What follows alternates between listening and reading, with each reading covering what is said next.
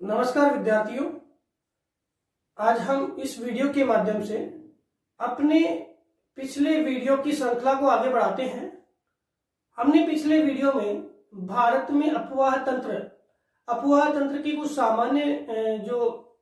सामान्य बातें हैं वो जानी थी। आज इस प्रतिरूप को आगे बढ़ाते हुए हम भारत में अफवाह जो तंत्र है उसके जो प्रतिरूप है उनको देखेंगे। अफवाह तंत्र के कौन कौन से प्रतिरूप है, जब नदियां बहती है तो किस प्रकार के स्थलाकृतियों का निर्माण करती है, या कौन से प्रतिरूपों के रूप में या कौन सी आकृतियों के रूप में नदियां क्या है प्रवाहित होती है। तो आरंभ करते हैं।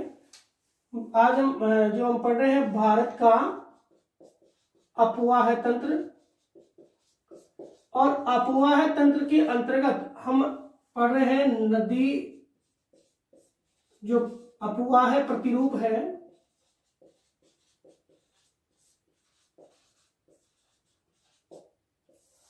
ठीक है। अब देखो कि नदी अफवाह प्रतिरूप क्या है। नदियां जो होती है वो विभिन्न रूपों में भौतिक उचावच के आधार पर क्या होती है, प्रवाहित होती है।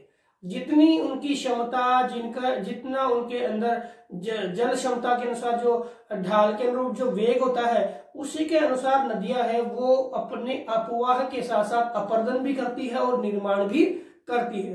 कौन कौन सी आकृतियां है, कौन कौन से प्रतिरूप है जो अफवाह तंत्र में बनते हैं। तो पहला प्रतिरूप है पूर्ववर्ती प्रतिरूप।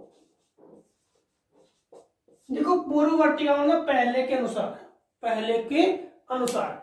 तो भारत में कौन सा क्षेत्र है जहां पे पूर्ववर्ती अप्रूप बन रहा है। तो पूर्ववर्ती अप्रूप जाने कि ऐसी नदियां जो कई प्रकार के निर्माण होने के बाद भी अपने पहले के रास्ते में बह रही है, उसको हम पूर्ववर्ती प्रतिरूप कहते हैं। पूर्ववर्ती प्रतिरूप कहते हैं। जैसे भारत में जो हिमालय की नदियां इसका सर्वोत्तम उदाहरण है।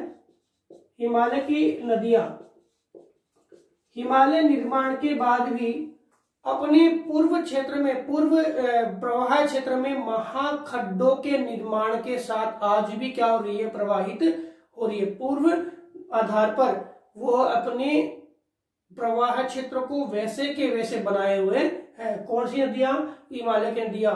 ऐसे प्रतिरूप को हम बोलते हैं पूर्ववर्ती प्रतिरूप। इसमें देखें तो आपके देखो सिंधु नदी आती है, गंगा आती है, यमुना, ये नदियां आपके इस प्रतिरूप का सर्वोत्तम उदाहरण है, पूर्ववर्ती प्रतिरूप का।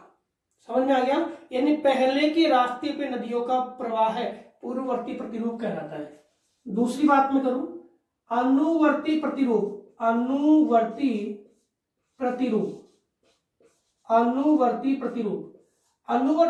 कौन सा होता है कि जो नदियां है वो किसके अनुसार, ढाल के अनुसार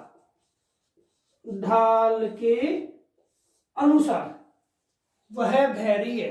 अनुवर्त का मतलब है एक अनुसरण करते हुए वो बह रही है, तो ढाल के अनुसार बह रही है। तो आपको प्रश्न आ जाए कि ऐसा कौन सी नदियां हैं जो ढाल के अनुसार क्या है, बह रही है या अनुवर्ती प्रतिरूप का अनुसरण कर रही है। तो ऐसी नदियां हमारी भारत की प्रायद्वीपीय भारत की नदियां हैं। प्रायद्वीपीय भारत की जो भी नदियां है ना, जैसे आपकी बात करें गोदावरी है, आपके कृष्णा है, कावेरी है, ठीक है, महानदी है, ये सारी क्या है, ढाल के अनुरूप बह रही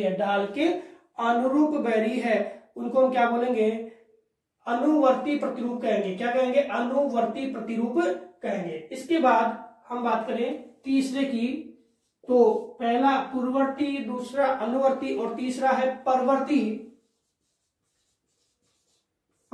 प्रतिरूप। तो परवर्ती प्रतिरूप में हम देखें तो जो नदियां हैं जो मुख्य नदियों में समकोण पर आके मिलती है, नदियां हैं जो मुख्य नदियां हैं उनमें समकोण पर आकर मिलती है, मिलती है तो उसको हम क्या बोलते हैं,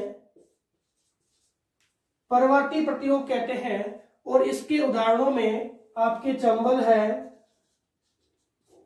है, सोन है, बेतवा है, ये नदियां जो मुख्य रूप से कहां पर, नदी के लगभग समकोण पर आकर के मिलती है।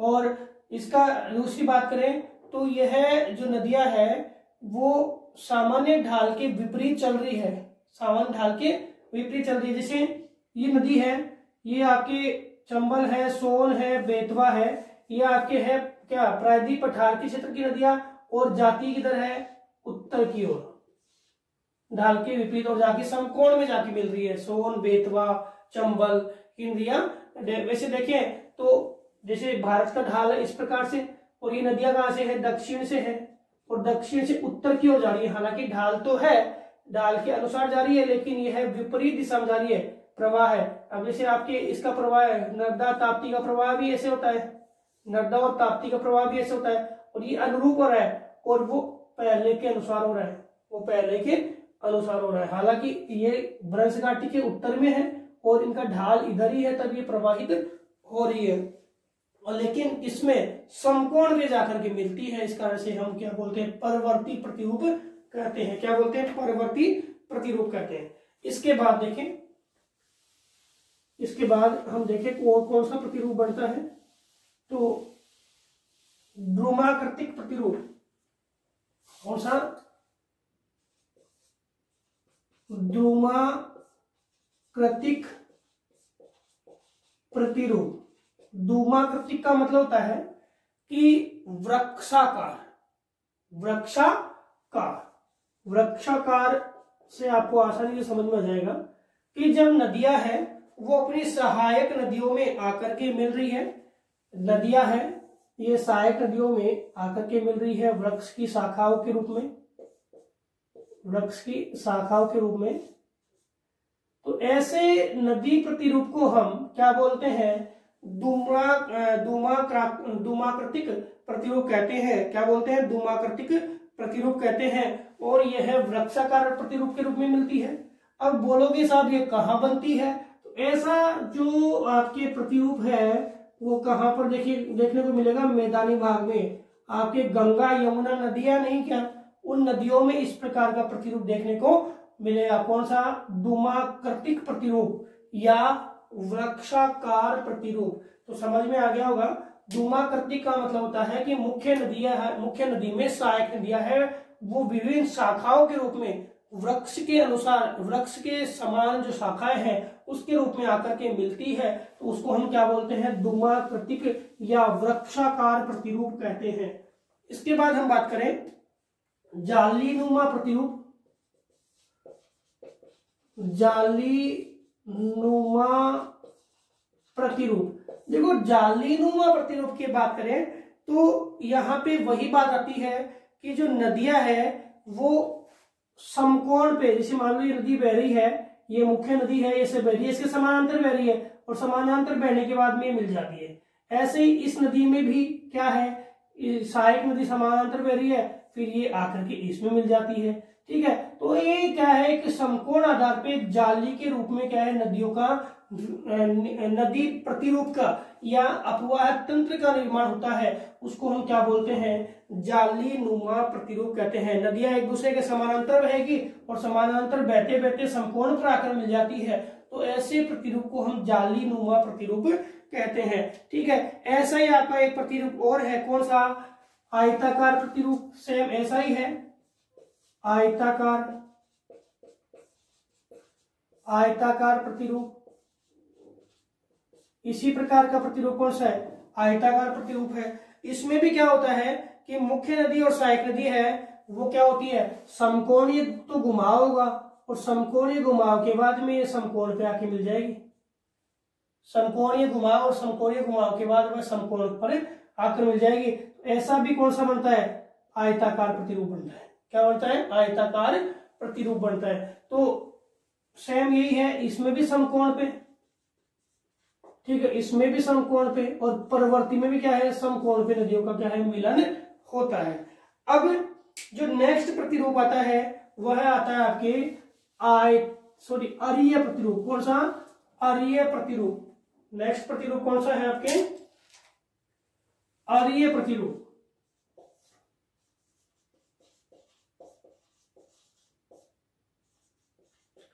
अभी तक तो हमने देखा कि धूमाकृतिक में मिल जाती है वृक्ष के अनुसार, यहां समकोण में, यहां समकोण में, ठीक है, और अनुवर्ती में ढाल के अनुसार। परवर्ती में क्या होता है? समकोण पे, और आपके जो पूर्ववर्ती है पहले के अनुसार। अब अरीय है, अरीय में क्या होता है कि अपवाह तंत्र है वो एक केंद्रीय क्षेत्र है। ये मान लो ये केंद्रीय क्षेत्र है, यहां से नदी उद्गारित हो रही है और विभिन्न भागों में बट गई, अलग अलग क्षेत्रों में। ये भाग मान लो यहाँ से नदी विभिन्न क्षेत्रों में बाहर की ओर निकल गई, ये नदी बाहर की ओर निकल गई, ये क्या है? नदी का उद्गम क्षेत्र। इन नदियों का सबका उद्गम क्षेत्र ये है, और नदी विभिन्न क्षेत्रों में ढाल के अनुरूप बाहर की ओर निकल गई। तो ऐसा जो प्रतिरूप बनता है उसको हम अरीय प्रतिरूप कहते हैं। क्या कहते हैं? अरीय प्रतिरूप कहते हैं, ठीक है। तो ऐसा प्रतिरूप कब बनता है? जब उद्गमी क्षेत्र है वो कोई ऐसे क्षेत्र में हो जिसका जो ढाल है वो समस्त क्षेत्रों में हो। समस्त क्षेत्रों में, एक पर्वत की चोटी है और पर्वत की चोटी से समस्त क्षेत्रों में ढाल है, तो उद्गम है वो पूरे के पूरे, मतलब चारों तरफ उद्गम उसका होता है और वो भाग ऊपर है। तो ऐसी स्थिति के अंदर जो प्रतिरूप बनता है उसको हम अरीय प्रतिरूप कहते हैं। सामान्य रूप से समझ लो कि ऐसा प्रतिरूप जहां पर नदी है, नदियां है, वो उद्गमी क्षेत्र से विभिन्न रास्तों में क्या होती है? प्रवाहित होती है। तो ऐसे प्रतिरूप को हम अरीय प्रतिरूप कहते हैं। और अरीय प्रतिरूप के बाद में आपका अभिकेंद्री प्रतिरूप। अभिकेंद्री प्रतिरूप, देखो अरीय में तो हमने क्या किया? अरीय में तो हमने बाहर, अरीय तो हम क्या हुआ? बाहर की और अभिकेंद्रीय में क्या होता है? अभिकेंद्रीय में होता है अंदर की ओर। नदियां है जो बहती है और उसका गंतव्य क्षेत्र एक है, कोई नदी है हो सकता है, कोई झील हो सकता है, कोई तालाब हो सकता है, वो एक क्या है? गंतव्य क्षेत्र है। एक क्या है? गंतव्य क्षेत्र है। तो नदियां आकर के उस गंतव्य क्षेत्र में आकर मिलती है तो वो तो कहलाएगा अभिकेंद्रीय, और एक क्षेत्र से बाहर की ओर जा रही है वो कहलाएगा अरीय प्रतिरूप। दोनों क्या है? एक दूसरे के विपरीत है। एक तो बाहर की ओर जा रहा है अरीय, और अंदर की ओर आ रहा है वो अभिकेंद्रीय प्रतिरूप कहलाता है। तो समझ में आ गया होगा कि भारत में जो नदी प्रतिरूप है, अपवाह है, वो विभिन्न प्रतिरूपों के रूप में क्या है? विकसित होता है। और सारे प्रतिरूप आपने समझे हैं। इसके अलावा हम जानते हैं कि भारत के अपवाह तंत्र को कितने भागों में विभाजित किया गया है। भारत के अपवाह तंत्र को कितने भागों में विभाजित किया गया है? तो भारत के अपवाह तंत्र को हम विभाजित करते हैं मुख्यतः दो भागों में। कितने भागों में? हम भारत के अपवाह तंत्र को दो भागों में विभाजित करते हैं। पहला, आपके गंतव्य के आधार पे, गंतव्य क्षेत्र के आधार पर।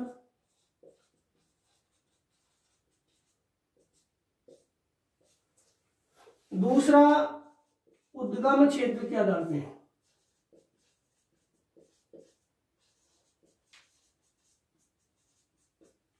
पहला हमने गंतव्य क्षेत्र के आधार पे किया, दूसरा हमने उद्गम क्षेत्र, यानी नदियां कहां जाकर विसर्जित होती है उसके आधार पे हमने किया। तो गंतव्य क्षेत्र के आधार पे, तो गंतव्य क्षेत्र के आधार पे हमने भारत की नदियों को दो भागों में डिवाइड कर दिया। पहला जो विभाजन है वो आपका है अरब सागर। अरब सागर में गिरने वाली नदियां, ठीक है। और दूसरा जो विभाजन है वो है बंगाल की खाड़ी में गिरने वाली नदियां। एक तो कौन से में? अरब सागर में गिरने वाली नदियां, और एक कौन सी? बंगाल की खाड़ी में गिरने वाली नदियां, ठीक है। अब आप देखना, भारत में विभाजन के दौरान हम बात करें इसकी, तो आपके बंगाल की खाड़ी में तो कौन सी नदियां गिरती है, और अरब सागर में आपके कौन सी नदियां गिरती है?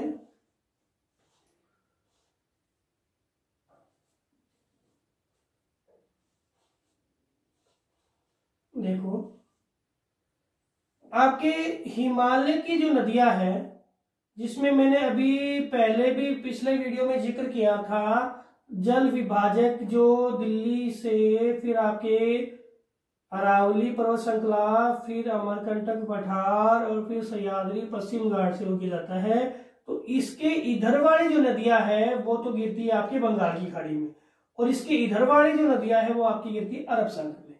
अब अरब सागर में गिरने वाली नदियों के नाम देखें तो अरब सागर में गिरने वाली नदियों में आपके लूनी है,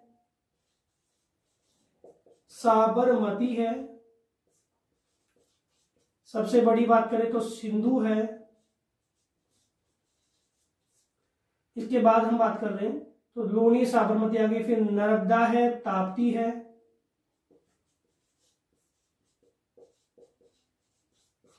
और पेरियार। नर्मदा और ताप्ती और पेरियार। अब दूसरी बात करें कि भारत का कंप्लीट जो अपवाह तंत्र है, जो ड्रेनेज सिस्टम है, उस ड्रेनेज सिस्टम का मात्र 23% भाग, 23% भाग ही आपके अरब सागरीय नदियों के माध्यम से आता है। कितना परसेंट भाग? 23% भाग ही अरब सागरीय नदियों के माध्यम से आता है, और 77% भाग वो किसका है? आपके बंगाल की खाड़ी में गिरने वाली नदियों का है। किसका है? बंगाल की खाड़ी में गिरने वाली नदियों का है। तो अरब सागरीय नदियां समझ में आ गई कि कौन कौन सी? लूनी है, साबरमती है, सिंधु, नर्मदा, ताप्ती, पेरियार, ये आपके अरब सागरीय नदी है। अब बंगाल की खाड़ी में गिरने वाली नदियों में गंगा, यमुना, ब्रह्मपुत्र, फिर आपके देखें तो महानदी, ठीक है, और फिर यहाँ चंबल वगैरह जो आ रही है, चंबल, ये सारी आ गई इसकी सारी नदियां। फिर आपके महानदी के बाद गोदावरी, कृष्णा, कावेरी, ठीक है, और पेनार, ये कुछ नदियां हैं जो आपके कहाँ गिर रही है? बंगाल की खाड़ी में गिर रही है। और कितना परसेंट भाग? 77% भाग जो है वह आपके किसके माध्यम से आता है? आपके बंगाल की खाड़ी में गिरने वाली नदियों के माध्यम से आता है। समझ में आ गया होगा। अब बात करते हैं उद्गम स्थान की। तो उद्गम स्थान के आधार पर देखें तो भारत की नदियों को दो भागों में बांट लिया। कितने भागों में? दो भागों में। पहला भाग आपके है हिमालयी अपवाह तंत्र, और दूसरा भाग है आपके प्रायद्वीपीय अपवाह तंत्र। प्रायद्वीपीय अपवाह तंत्र पहला हिमालयी है और दूसरा कौन सा है? प्रायद्वीपीय अपवाह तंत्र है। तो हिमालय अपवाह तंत्र की बात मैं करूं सबसे पहले तो इसी मैप के आधार पर देख लेते हैं। जो हिमालय का जो क्षेत्र है, यहां से निकलने वाली नदियां वो हिमालय अपवाह तंत्र है। ठीक है। अब हिमालय अपवाह तंत्र की हम विशेषता की बात करें तो यह पूर्ववर्ती अपवाह तंत्र है। ठीक है। दूसरी बात करें कि यहाँ की जो नदियां है वो 12 मासी बहने वाली नदियां है। 12 मासी यानी 12 महीने बहने वाली नदियां है। और ये नदियां है वो महान खड्डों का निर्माण करती है। क्या करती है? महान खड्डों का निर्माण करती है। वी आकार की घाटियां बनाती है, गहरे गार्ज बनाती है और काफी मात्रा में तलछट को ये लेकर के आती है। तो यह नदियां है, इनका योगदान भारत में सबसे ज्यादा है क्योंकि 12 मासी है और इसके द्वारा भारत के इन नदियों के द्वारा भारत के विशाल मैदानों का क्या होता है? निर्माण होता है। किसका होता है? भारत के विशाल मैदानों का निर्माण है।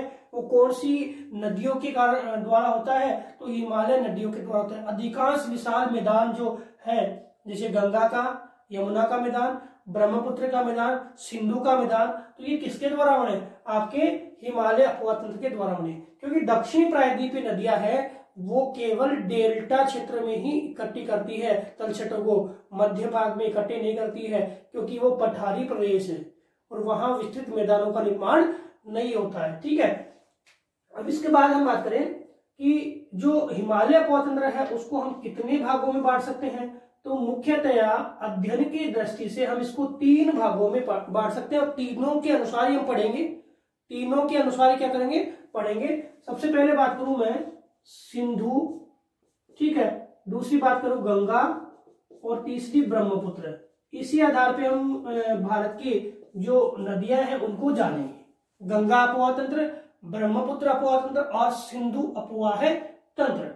अब हम बात करते हैं दूसरे अपवाह तंत्र की, वो है प्रायद्वीपीय अपवाह तंत्र। कौन सा? प्रायद्वीपीय अपवाह तंत्र। तो प्रायद्वीपीय अपवाह तंत्र की बात करूं तो इसकी क्या विशेषता हो सकती है?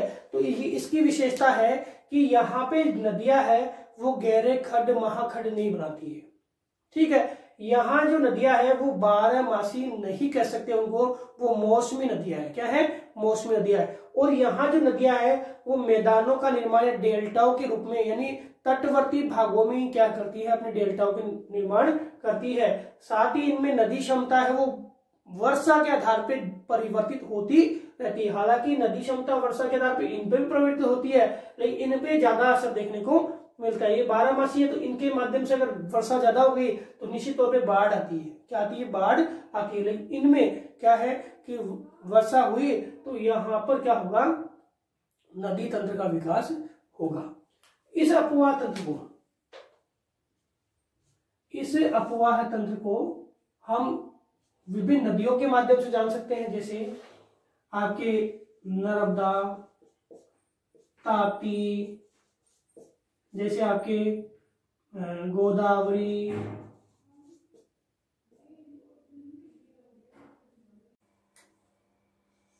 कृष्णा, कावेरी है, महानदी है, पेनार है। ये नदियां हैं जो आपके प्रायद्वीपीय अपवाह तंत्र का निर्माण करती है। इसमें 2 नदियां हैं वो तो गिरती है आपके अरब सागर में, और ये बाकी नदियां हैं वो आपकी गिरती है कहां पे? बंगाल की खाड़ी में। तो इस प्रकार भारत के अपवाह तंत्र को हम गंतव्य आधार पर देखें और उद्गम आधार पर देखें तो 2 भागों में डिवाइड कर सकते हैं। अरब सागर में गिरने वाली, बंगाल की खाड़ी में गिरने वाली हिमालय और प्रायद्वीपीय अपवाह तंत्र। इसके बाद एक बिंदु और है क्या कि जो भारत में नदी द्रोणियां हैं उन नदी द्रोणियों को हम उनके क्षमता के आधार पे मुख्यतः 3 भागों में डिवाइड करते हैं। कितने भागों में? 3। हम जो नदी द्रोणी या जो जल संभर है उसके आधार पे भारत के जो प्रवाह क्षेत्र है उसको हम 3 भागों में डिवाइड करते हैं कि कितना उनका जल संग्रहण क्षमता है, कितनी उनकी जल ग्रहण क्षमता है, उसके आधार पे 3 भागों में डिवाइड करते हैं। पहला है प्रमुख द्रोणी, दूसरा है मध्यम द्रोणी और तीसरा है लघु द्रोणी। मध्यम द्रोणी और तीसरा है लघु द्रोणी। प्रमुख द्रोणी, मध्यम द्रोणी और लघु द्रोणी। प्रमुख द्रोणी वो होती है जिसमें जो क्षमता है वो 20,000 किलोमीटर वर्ग किलोमीटर से ज्यादा हो।